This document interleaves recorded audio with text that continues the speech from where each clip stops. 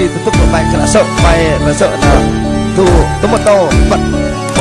sợ bạn đi cho mà cuối cùng bật câu hôm nay chắc hôm một tí chắc bây giờ đó là sợ rồi đây là tutup hôm là ri đây bắt đầu đây bật câu mà không ri người mình tận người hoặc mình tận tôi xem nông năm tròn cũng cỡ chung nằm mà để vi rim con cỡ thường họ nhọn chơi đến nông nông vào hoàng ta cùng là bi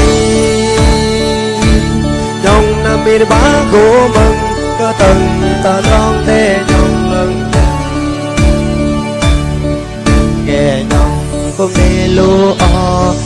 mà ta giờ cũng đi chông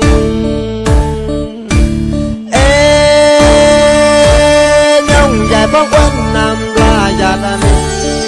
con tây nguyên giúp cho ra hoàng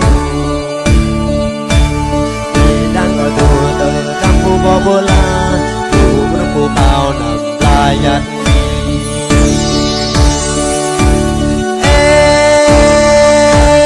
nông dài phong quanh năm là già ta mi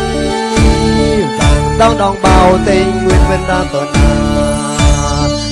cho chuột choàng nào đâu bên vô can nam bắc tây nam chào choàng liên la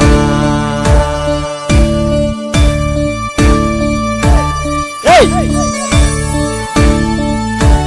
hey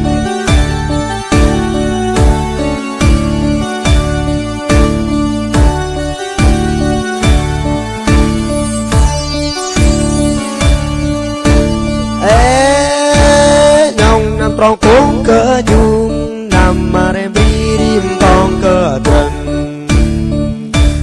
chồng chờ đi là nhông năm phù gầm vào bàn ta cùng là mi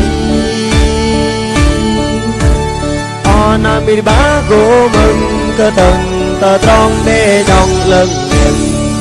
nghe nhông cùng đi lúa tờ giờ cùng đi chông dài phong quanh nam là già ta mi vì con tây nguyên giúp cha ra vang vì đang ở chùa từ năm phu bò bơ la chùa năm phu bao năm là già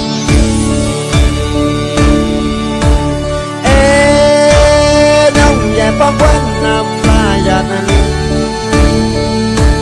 vàng trong đồng bào tây nguyên bên nam tận